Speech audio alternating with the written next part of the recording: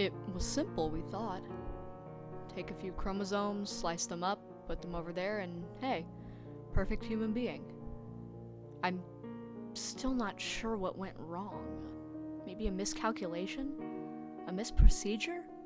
Or maybe something beyond our control. Who knows? We, a few of my psychologist colleagues and I, were intrigued by human emotion. Anger, despair, euphoria.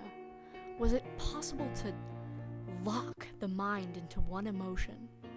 To lock it into a euphoric state so that no sadness or anger would cloud its thought? Theoretically, yes. I won't describe the procedures of our experiments to you. Both because I wouldn't want you to repeat them, but also I fear I will go mad if I have to recount them. The terrible things we did. We were ambitious, youthful. Nothing could stop us, and no one could tell us we were wrong. All I will tell is that we got a hold of a few stem cells, nurtured them into fetuses, and tampered ever so slightly with the genetics.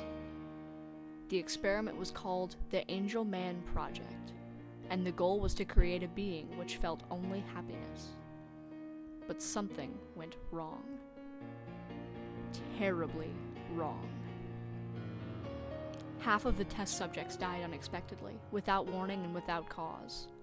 The remaining half were born hideously distorted. 3 were born well. Perfect, we thought. A human with mental capability beyond any other due to its locked, euphoric state. They were perfectly normal up to 18 months. That's when the first symptoms appeared. Lack of balance, trouble sleeping and eating, low responsiveness. We all panicked on the inside, of course, but on the outside we remained calm and continued the project. We should have ended there.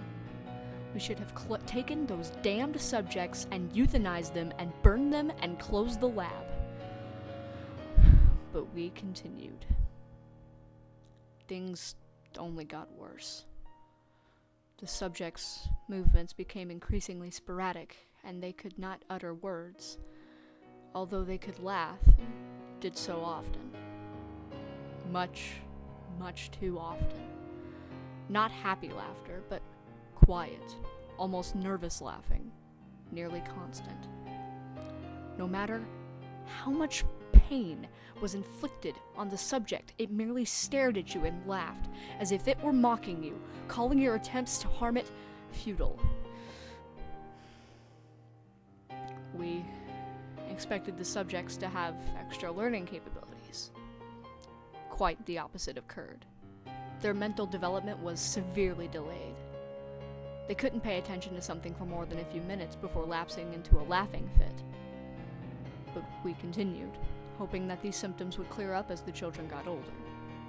We gave a name to these symptoms. Happy puppet syndrome, because the mindless movements of the children made it seem like they were puppets on strings. 5 years into the project, we realized there was no hope.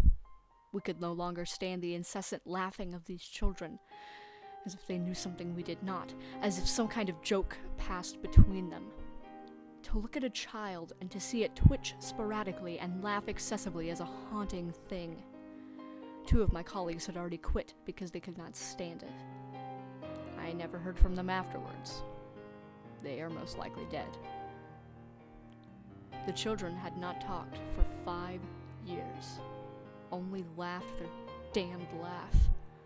We went in to give them breakfast, and they stared at us with their huge eyes, twitching, giggling, and saying nothing. We laid the meal in front of them and left. The meal was laced with toxins that would silently and painlessly kill the subjects. It was a painful thing to do, but it had to be done. However, it would not be that easy. As a friend of mine set the tray of food down in front of one of the boys, the laughing stopped. The boy looked up at my friend, his eyes suddenly dark, dead serious, the laughing gone. They continued to stare at him and twitch for a while. My friend was in shock and would not move. My colleagues and I stood with pen and notepad ready to take notes. Suddenly, my friend fell to his knees, grasping his head and yelling furiously. He appeared to be in tremendous pain. My colleagues and I were so surprised by this we could do nothing but sit and watch. My friend collapsed to the floor, yelling curses. He jerked violently a few times, and then went limp.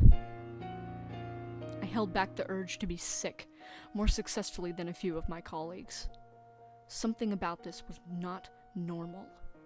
A dark presence seemed to tower over us. We immediately sealed the entrance.